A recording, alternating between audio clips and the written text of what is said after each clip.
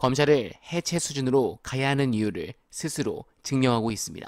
검사를 탄핵하려고 하자 감히 이재명 전 대표와 김혜경 여사를 동시에 소환하는 무리수를 두며 이슈를 만들어냅니다. 확실한 범죄 혐의가 차고 넘치는 얼굴이 흘러 넘치기 직전인 김건희는 소환조차 못하면서 이거 장난합니까? 주말에 민주당은 이제 더욱 강하게 나가야 될 것 같습니다. 특히 이 멋쟁 해병 카톡과 관련해 홍사훈 기자가 정말 중요한 말씀을 하셨는데, 도이치모터스 주가 조작 특검과 최해병 특검이 만날 수 있는 결정적 인물에 대한 분석을 하셨습니다. 저는 개인적으로 굉장히 신빙성이 높다고 봅니다. 중요한 영상 보시고 이어가 보겠습니다.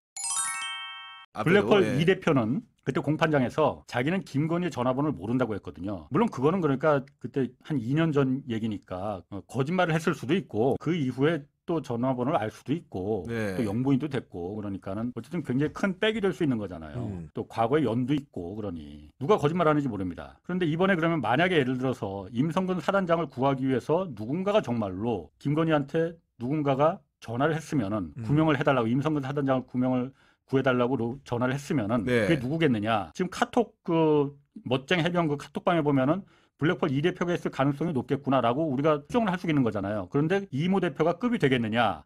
안 된다면은, 직접 안 했다면은 권오수 회장이 했을 수 있습니다. 권오수 회장은 사실 이번에 이 최해병 사건에서는 아예 언급이 되지 않고 있죠. 대상도 아니니까 당연히 삭제가 될 겁니다. 그 전에 권오수 도이치모터스 회장의 그 당시의 통신 기록도 확보해야 됩니다. 삭제되기 전에 얼마 안 남았어요. 그래서 블랙홀 이 대표가 안 했으면은 권오수 회장은 어쨌든 김건희 여사하고는 직접적인 다이렉트로 연결이 되는 사이니까. 네, 어날바 최저가만큼 충격적이고 놀랄만한 아주 중요한 말씀이셨습니다. 사실 도이치 공범 이종호 측에서 김건희 파일 등 주가 조작 연루 증거가 나왔습니다. 증거인멸을 제대로 못해서 재판 과정서 이게 드러났고, 이를 뉴스타파가 보도했습니다. 특히 하지 말아야 할 발언을 해서 그걸 언론들이 보도를 아무도 안 했지만 진보 유튜버들이 다 인용해서 많은 분들이 알고 있습니다. 김건희 입장에선 엄청 짜증이 났을 법하고 둘의 관계가 좋을 리 없을 가능성은 매우 큽니다. 다만 이종호가 김건희 관여 증거를 들고 임성근을